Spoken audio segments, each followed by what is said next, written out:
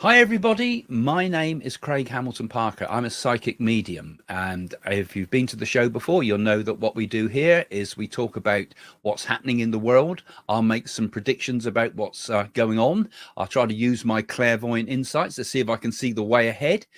And today we're going to be talking all about what's happening in the UK with these riots. We're going to talk about the same bubbling undercurrent of frustration that's there in America. Also, the same feeling that's there in Europe and around the world. And are we on the verge of something really terrible? Here in the UK, they're starting to call it Starmageddon. But anyway, welcome to the show. Welcome to Coffee with Craig.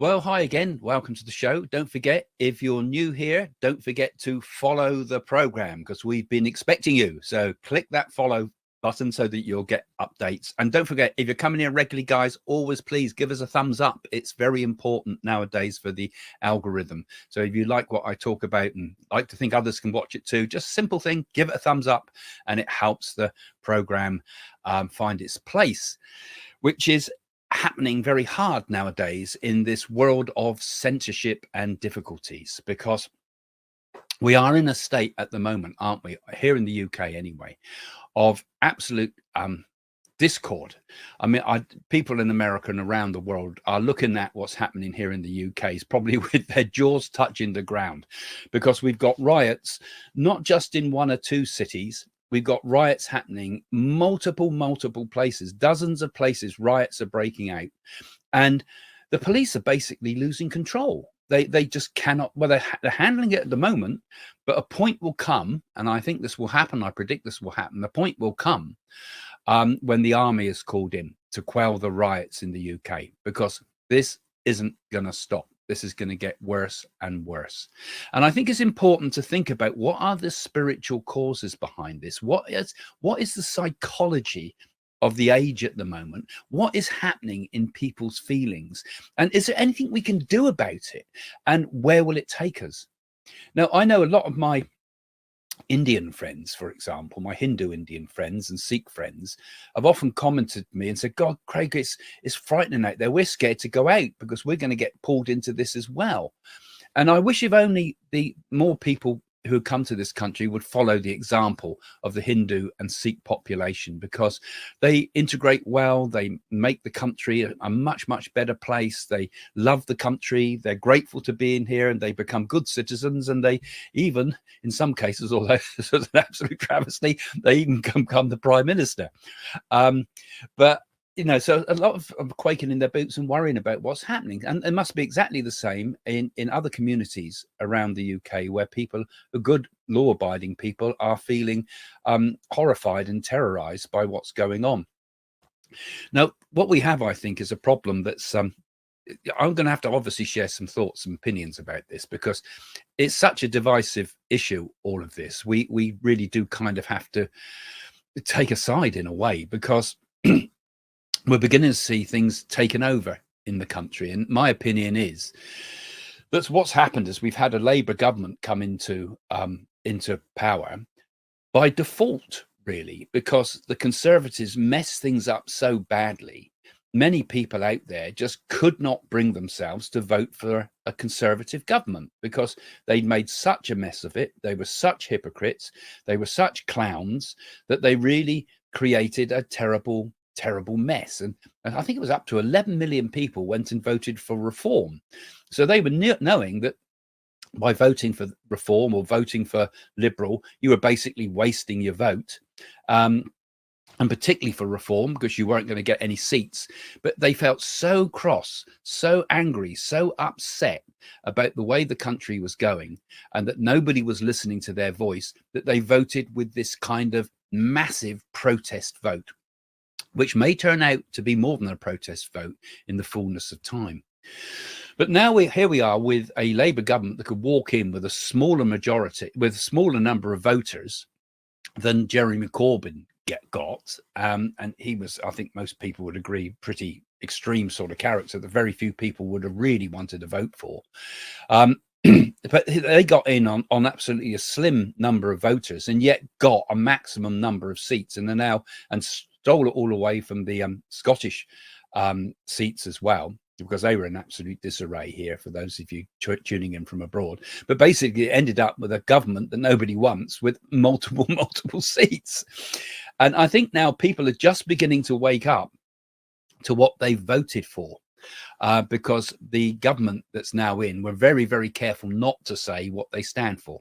They were very careful to make it as vague as possible when talking about policies and about political ideas. They wanted people to project onto them everything that they thought and hoped would happen. And it worked. But what we have now is a government, I feel, that's not listening to the people. And we have also in America, I think, as well, a government that's not listening to the people. And if you think about it, in pretty much all the countries of Europe, we've got governments that are not listening to the people, because there is, as I said in my earlier videos, just last week as well, and the week before all these things broke out, I was saying there's an undercurrent that's going to burst. Something's going to come to the surface and explode. And whoa, it's happened. And it could happen more. It could happen in America. It could happen in Europe. This is just the tip of the iceberg, what we're seeing here. And I don't feel that anything's going to settle down permanently. We'll get moments when all these things can only have so much energy and so much momentum. A thunderstorm can only last so long until its energy runs out, but then it builds again, because the atmosphere has not been changed around us. And we're getting more and more resentment in the background here in the UK. People feel they're not being listened to. And the response that we're getting is from a government, and particularly Keir Starmer, who's a rule maker.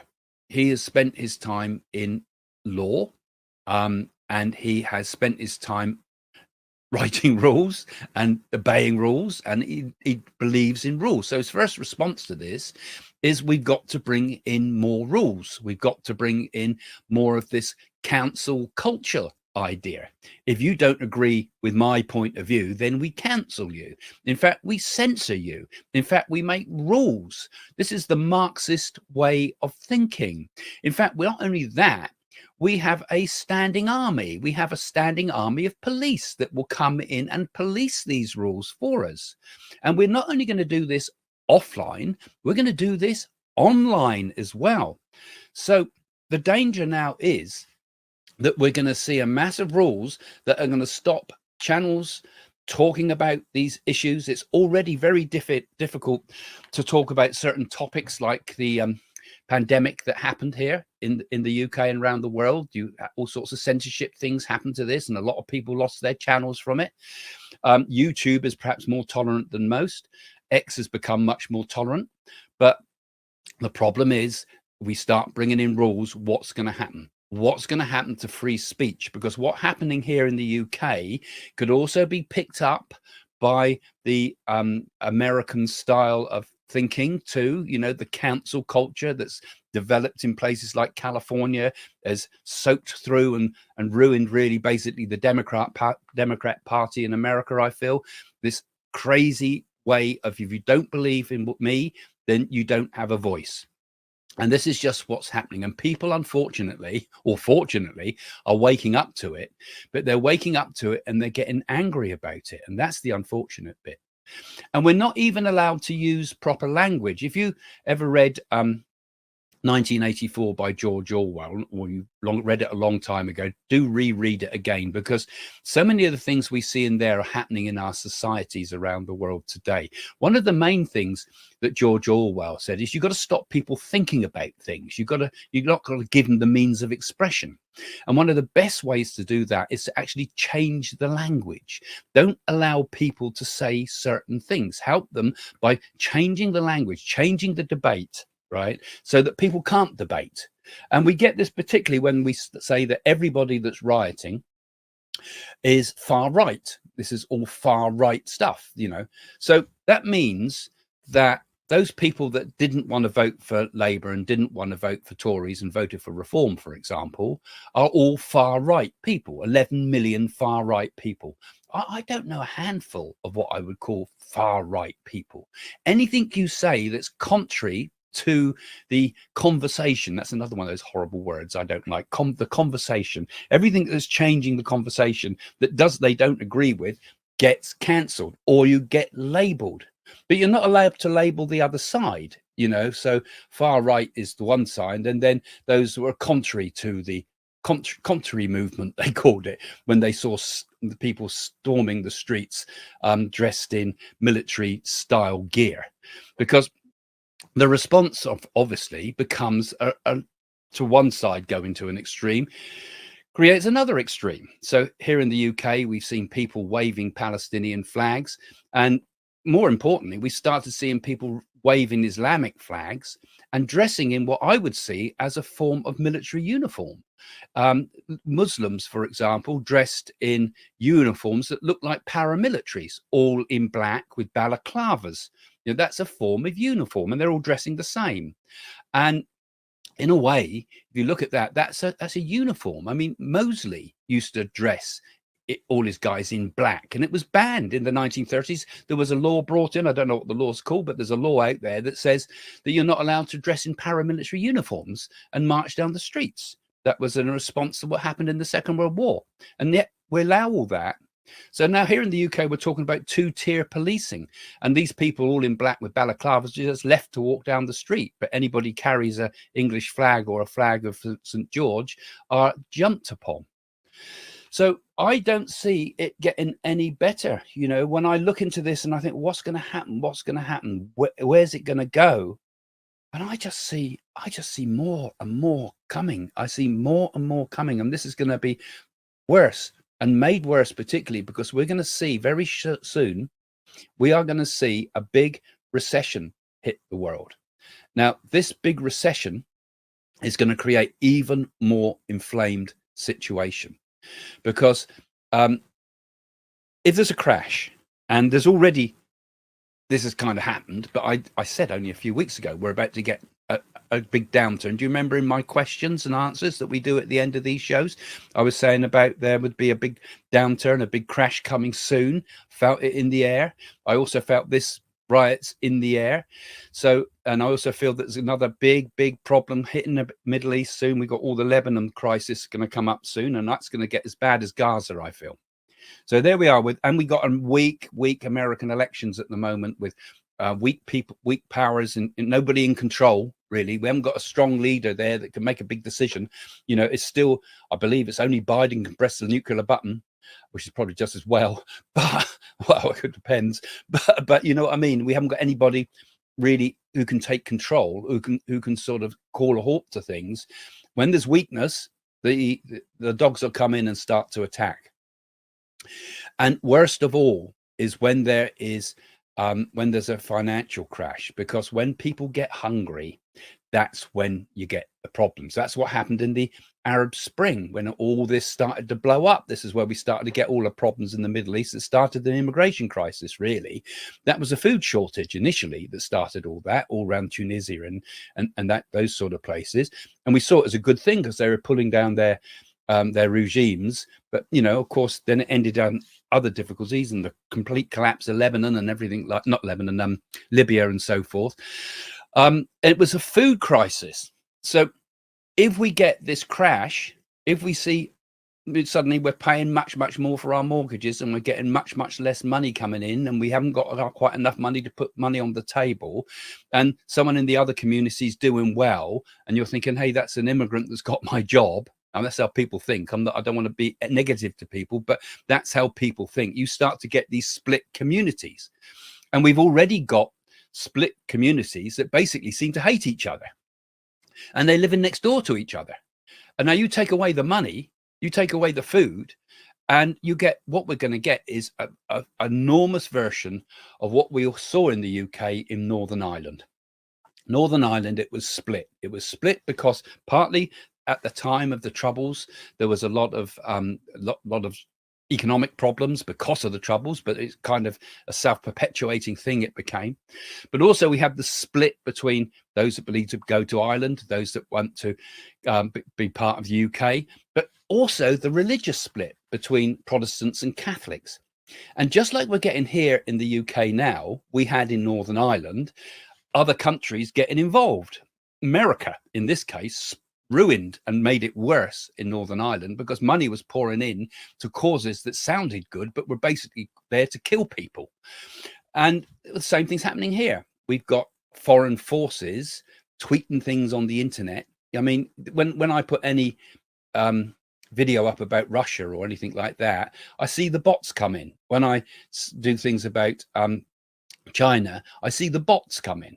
So we're going to see much more trouble. We're going to see in the UK the army come in. And here's another prediction for you. In the UK, we're going to see Downing Street stormed. It's going to be a very bad problem, because we can either sort it out with political means, we can sort it out perhaps with constraints like the army, or the public will start taking things into their own hands and feel that they want to sort it out. Now, I said that in the other week, and it's happened. I said that the government would take moves to censor social media, in particular Twitter, X. It's always different. I prefer to call it Twitter than X, but X. And Elon Musk then spoke out, didn't he? He said, well, this sort of civil war is inevitable. And everybody's up in arms. Oh, he's inciting violence. Even he's inciting violence. But all he's actually doing is speaking the truth. This idea of civil war in the UK is pretty much inevitable when you pour in so many people and you call it cultural enrichment. You know, like I said, the way they change the words, we call it something like cultural enrichment. When we see fights on the street and people being kicked by groups on both sides of this argument, both sides are as bad as each other. Nobody wants violence, of course, but we're seeing people being kicked heavily and people carrying knives and sabers and things like that, all which isn't shown on the mainstream media. You can only see this on X. That's the only place you can see it. And although the stuff also been compromised on there, I'm sure, because it's been inflamed by perhaps foreign powers, but even a discerning person can see that this is on the street violence that's really happening. This isn't AI or anything like that. So it is kind of inevitable. Because nobody is being listened to, you know. So, and now we've got coming ahead this financial crash. And I feel that this is going to start, and this will happen again right at the time of the election. So the American elections are critical to what's happening in the world. I mean, already Trump's, I think, calling it the Kamala crash, which is typical. That whatever you want to call it, it's going to fuel problems in America, and it's going to fuel problems in the UK. And of course, that whole thing will ricochet. Whatever happens in America, they say America sneezes and England catches the cold, right? But then Europe also then follows after England. It's like hits England first and Europe and UK, then it hits Europe after that. So we're going to see it ricochet across. So we all kind of already saw the violence in America with the storming on the January the 6th stuff. But then also the same thing is happening here in the UK. It's taken a little bit of time, but it's happening as well. And it's because of the open borders problem, unfortunately. And nobody's prepared to talk about that. And how are we going to sort it out? You know, because we have things that are already beginning to threaten our ability to talk about it. And that's what we need to do. This, the only way we're going to deal with this is really to talk about it and start seeing not people as enemies of each other, but we have to talk. We have to talk and think about these things. But we're not getting free access to information, and free access to information, because free access to information is the big thing that people like the Marxist left hate more than anything. 1984 is when you don't give people free access to information, and this again is where we start to get a problem. We've already had the Conservatives bring in what was called the Online Safety Act. Okay, so it's to stop people abusing people and so forth online, but that's kind of the wedge in the door now, because now Labour's going to come in and expand that and say, let's really go on to this. Let's have a big clampdown on social media. Don't let people communicate like this. Let them only communicate in the ways we want them to communicate. So with that, we start getting penalties. We start getting penalties for anybody that might incite violence, which I think is understandable. But how far do we take that? How far do we start bringing this internet censorship in? Can we get any form of free speech? I mean, Twitter was ruined by liberalism. It was stripped out and people allowed to speak again. We see a completely different platform now. And all of this, who's benefiting from this? Labour government benefit quite a lot, actually, from there being violence. They lost the Muslim vote during the elections. They did very well and they came in. They don't really need it, I suppose, in some ways. But those Muslim voters, if Labour starts, I lost my camera for a second. If Labour starts shouting about these things and bringing in the rules, they're going to get the Muslim vote back again and help them keep in power even longer, isn't it?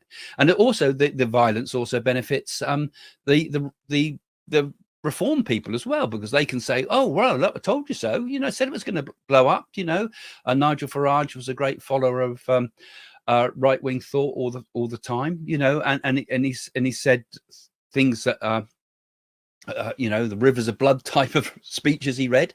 And so we can say, look, it's all happening. It's the rivers of blood all happening in the country.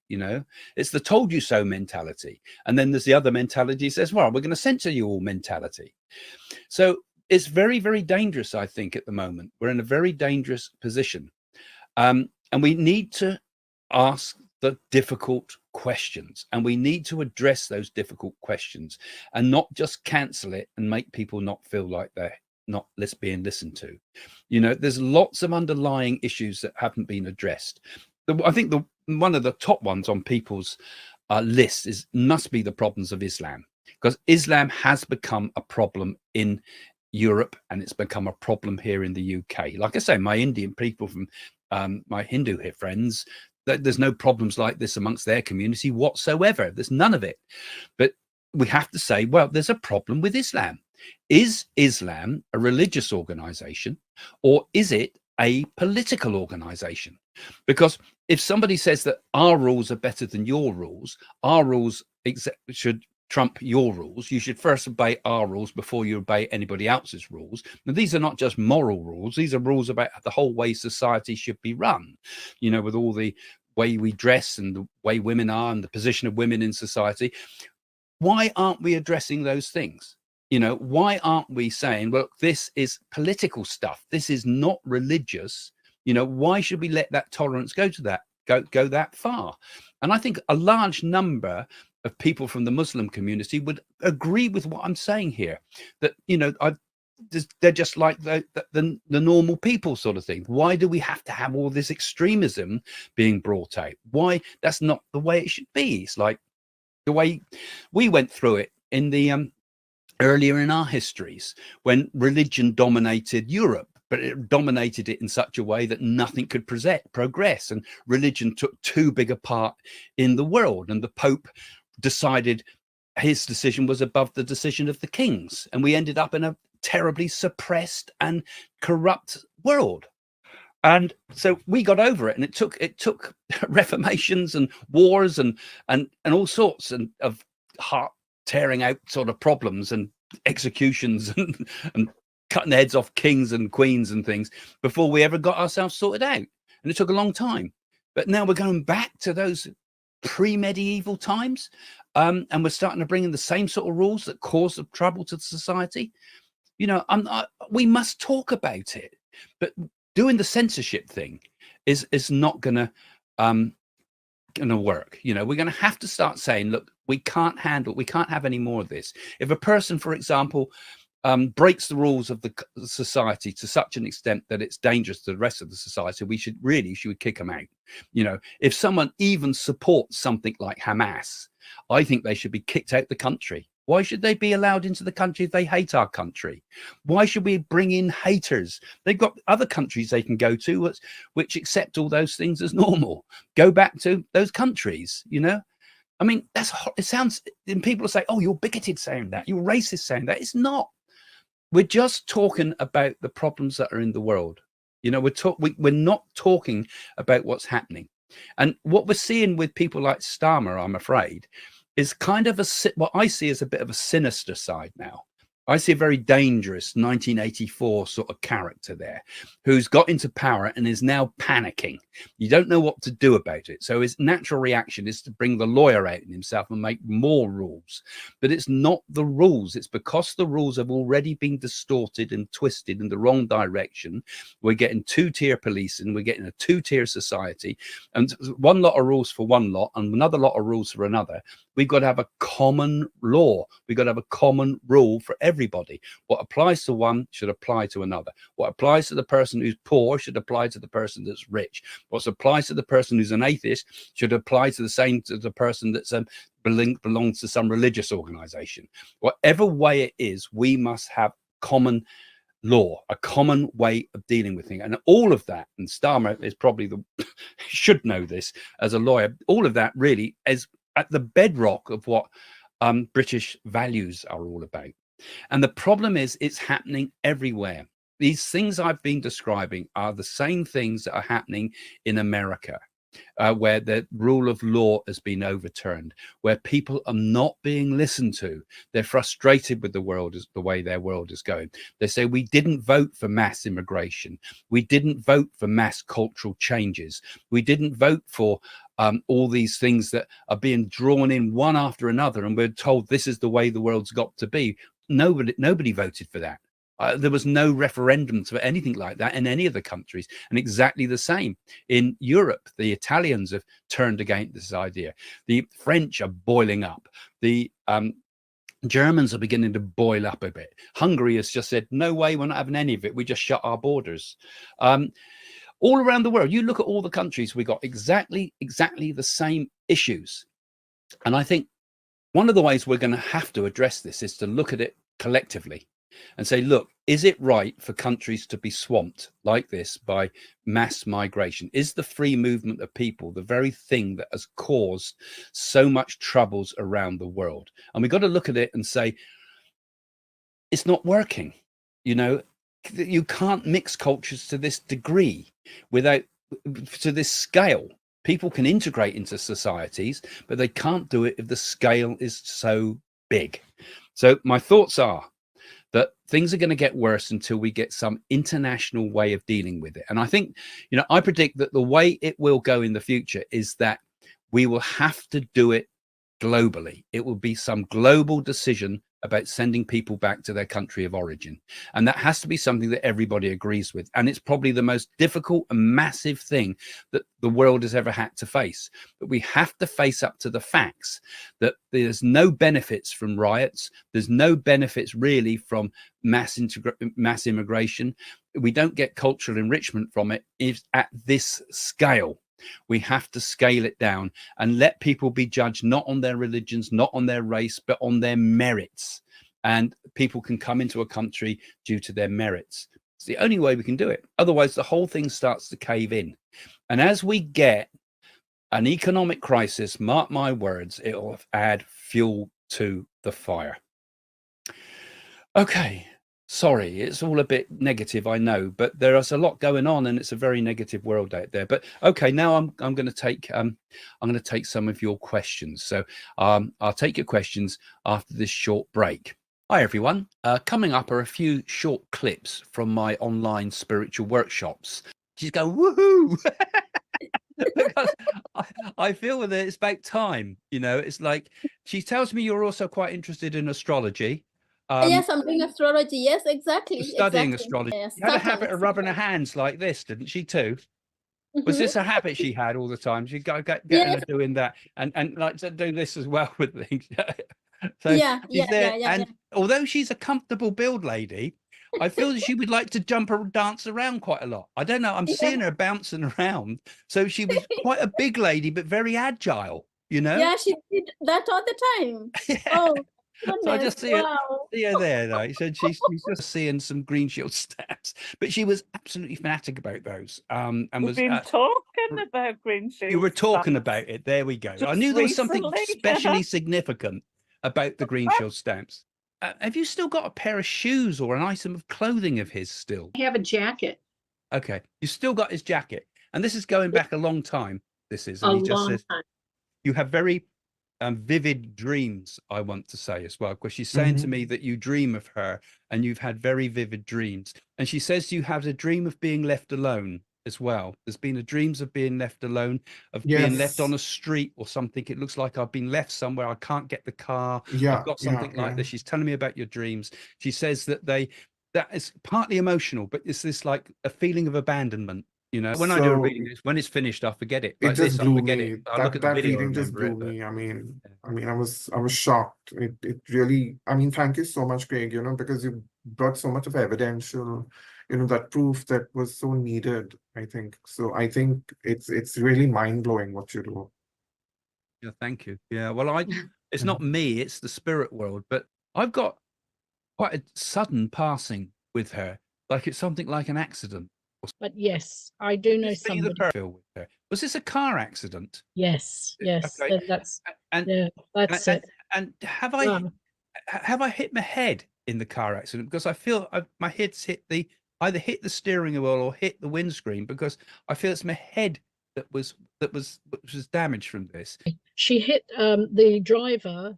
She was coming back late night, and the driver fell asleep at the wheel and hit a boulders like barriers in the road. Yeah, so it could well be. So it's really sort of head on then, isn't it? So it's well done. So I've got so that's who she is.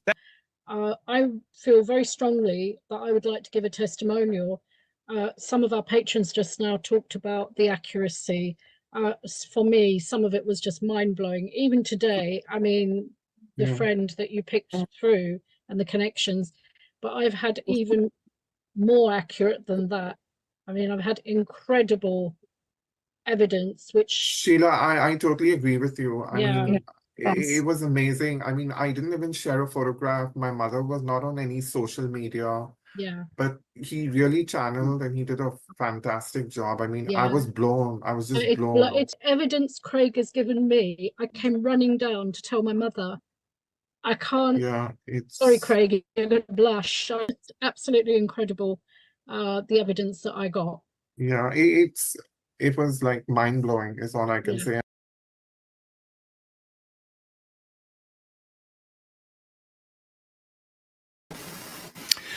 Well, there you go. Thanks. So I've obviously put a little bit of advert up there. Gives me time to have a quick look through the questions that you put up, and each time if you watch these coffees with Craig, it's quite handy if you put your questions in, particularly during the period while that little advert breaks on, because it gives me a chance to see them, read them, and what we can do is star some of them, so I can sort of select some of them and put them up, and I can get easy access to them. So also I'd be interested in your answers too as we go along, but let's take a few of these questions that have come up here. I think some of them are quite interesting.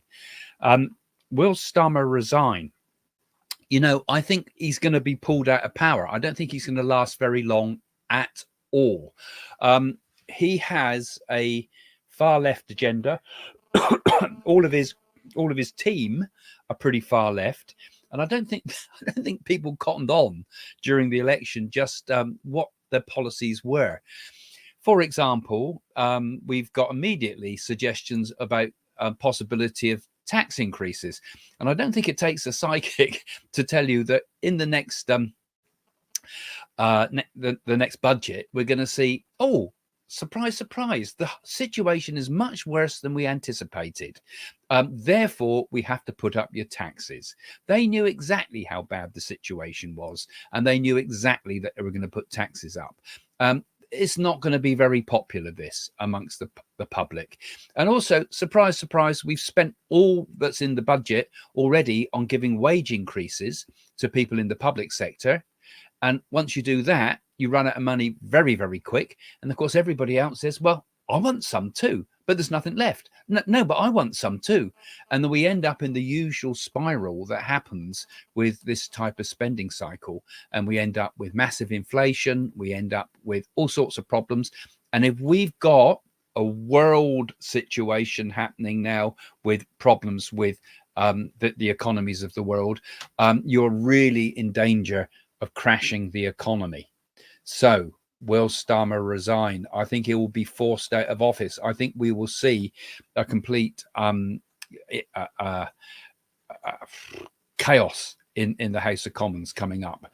And I think actually we might even get to the point, if these riots do continue in the way it seems that they're going to, and the way I feel they will continue, there may be an excuse to sort of look for a new election. And it could happen way before we're meant to, I think 5 years or so. Okay, that was quite interesting, just generally about Britain's future, because I mean, I need to make a proper video on the long-term future of Britain. And I think Britain's future is going to be very similar to the long-term future of many countries in the world, because I think what I've seen before, you know, is that the world as we know is going to change so much that it's going to become much more radicalized as time goes on. But there will be a big change. Again, the big thing that's going to happen to the world is that this is going to take us to a crisis point. We're going to see a crisis point coming very soon in the Middle East, because you haven't seen nothing yet there. We're going to see a war, I feel, that will draw in Iran. And once these things start to happen, it means that the rules of, you know, the freedom of speech and things gets clamped upon, because we got a reason to clamp down on free speech. It happened in the Second World War. Suddenly, if you were German, you were put inside, you were shifted out the country, you know. I mean, and it could mean all sorts of deportations and things like that. When things get really on crisis level, you have emergency rules.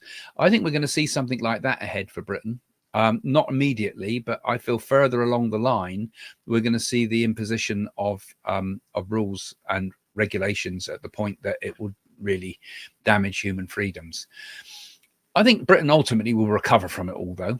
I feel that we'll see a reassessment of the situation. I think we will get a grip on immigration, which I think is causing too much problem, particularly immigration about when it involves what I see as political ideas being brought into a country, because I don't see Islam as a religious thing necessarily. It's two things. On the one hand, it's a religion. Yes, we should keep that. We should honor a religion and a religious belief, but it's a belief. It doesn't mean it's a fact. It's a belief.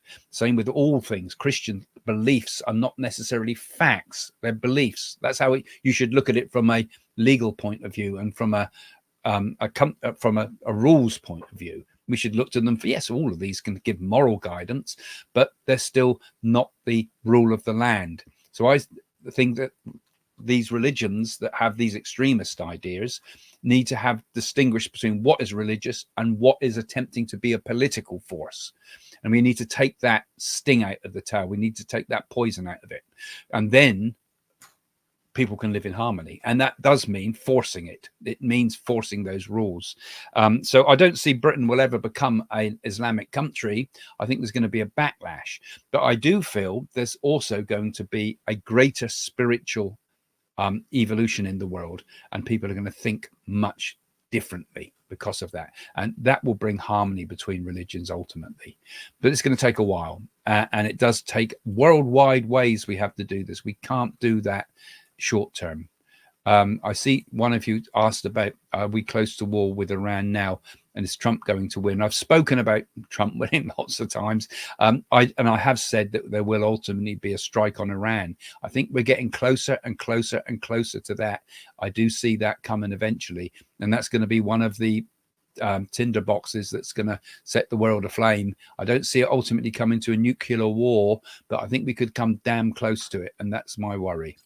But all of the things, I make predictions a lot, remember, but that we have in our individual life. I often say it before I do a reading for someone. I say, remember, you've got free will. You know, that whatever I predict for you in a reading is a trajectory. So I might see things and it might be very convincing to you because I've seen things and therefore you think it's all going to come true, but it's not necessarily that. We have free will. The objective is to help a person come to to travel the landscape of their destiny in a better way so that they can find happiness and enlightenment. And we have free will. And worldwide, collectively, we have free will. Very, very, very important to always remember that. Very important, because, you know, the most important thing is I got to be wrong. It's important I'm wrong. And the good things come, you know, and that comes because we seed an intent. We concede an intent, and it takes the whole world to do that. But I think we can do it. I think we will. What's that one there? I just saw a few. Good morning, Craig. Sending blessings from the UK, from Florida. So much is going on in the world. Yesterday, I was born and raised American. For the bubble is about to pop. Enough is enough, I suppose they're saying there. There is an underlying energy in America yet as well, going to burst, I feel. It's happening all over the world. It's like it's bubbles, and every now and again it pops.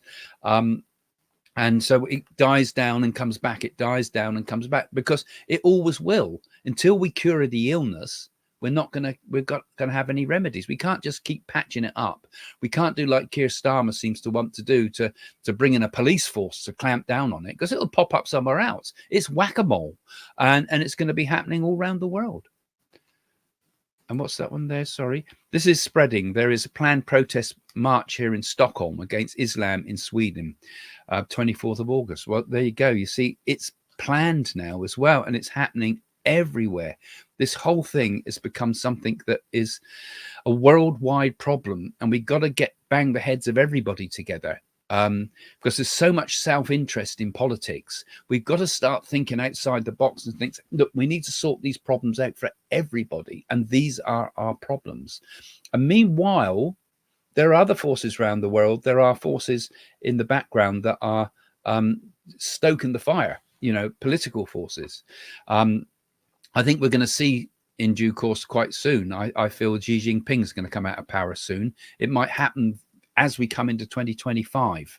And when that happens, that's also going to blow up a whole load new of can of worms coming up in the future. But those are for my predictions for 2025, which I'll be making much later in the year, in October time. And this is also something that I've commented on. Will Pelosi, Obama and the Clintons replace Kamala Harris before the elections? They remove voters' right to a primary election for a presidential candidate. I think what's going to happen, I've said this, I feel that Biden's going to have to come out of power as a president, and they may have to put Kamala Harris into power, and that is going to cause a bigger crisis, because we can't have her as a president, because she'll prove how bad she is at what she does. So there's going to be a big shuffle here of some sort. She might even be president for a very short period of time, but be pulled out of power again. I think something's like that's going to happen, because I feel there's another illness with Biden. Biden has something they're not telling us. There's another sickness there that could be the cause of even greater chaos. If he has to be pulled from power very quickly, what are they going to do? Kamala Harris straight in? That's what the default option would be. Could they do that with a crisis blowing up in the Middle East, with an economic collapse, with all sorts of terrible problems, and somebody that really is great at talking to school kids and talking in front of a university, perhaps, or that sort of audience, but dealing with the world stage, I just don't think she can do it. And I think my feeling is there's likely to be a crisis of some sort around that very theme that you picked up on there, because that's something I have mentioned. I mentioned it to one of the newspapers recently. It's on the web, it's out there. I've said it, but I'm also saying it again here on the video. Okay, all right. I think we're going to have to finish soon, guys. I am ever so grateful for all of you that are supporting the site, particularly the people that are patrons, because there's a few of them on the bottom there. You guys that are patrons help keep this channel going, allows me time to do these videos. So if any of you become patrons, it really helps the channel tremendously. If any of you become YouTube I don't know what you call them, the members of YouTube, which is the button at the bottom of the screen there too, that also helps. We've got both systems on the site, so it helps, and you get a little bit of extra content and get to interact with me. So thank you for those of you that are patrons. I just wanted to say that at the end. Let's have a look. Is there any last comments here? Yeah, just lots of nice things. You generally say pretty nice stuff. Thank you, guys. So thanks for joining me for Coffee with Craig. I'll try to do as many as possible before we go on vacation. So you might see us off for a while. It doesn't mean I've given up. We're still there in the background. So thank you guys for supporting the show. Thanks for being part of this, and we'll see you again soon. So I'm going to say bye for now.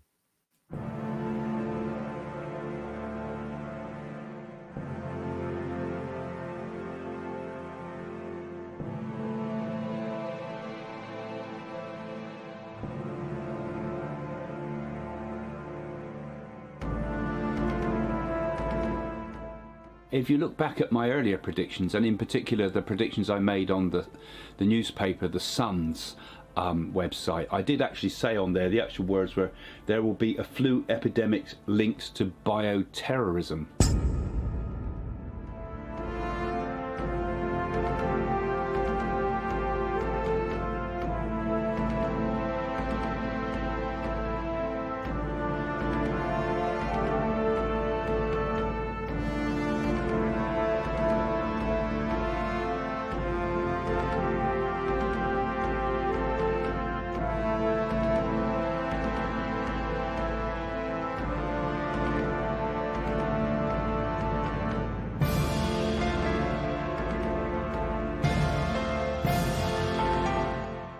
And my thoughts are that Liz Truss will make it to the final, be the next PM. I think she will actually have a final battle between her and Rishi Sunak.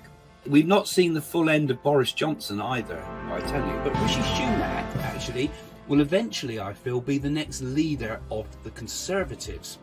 So I think there's going to be a few conflicts that Britain's going to be drawn into, including I think Russia is going to take some moves against Ukraine. I think she will make it past her platinum jubilee, which comes up this year. But I think after that, we'll see a sudden and quick deterioration in the Queen's health. And I think we might lose the Queen towards the end of 2022. There's going to be a huge backlash from over the Netflix programs and screening, because I feel it comes out at a bad time. Charles will come to become King Charles, but his reign, I feel, will be short. I said that Prince Charles would be hit by an egg, and of course there it is, all in the press today. Marvellous person she is. She does something that extraordinary, that could even put her life a little bit at risk with the way she did this. Okay. Is there something also there that's not been spoken about fully? Did they also discover something with Kate that wasn't quite right? A huge swarm of people knocking the doors of Europe and America. And I feel that Ukraine conflict is going to be a kind of a grinding conflict that goes on and on. I also feel that there's something going to happen in the Middle East as well.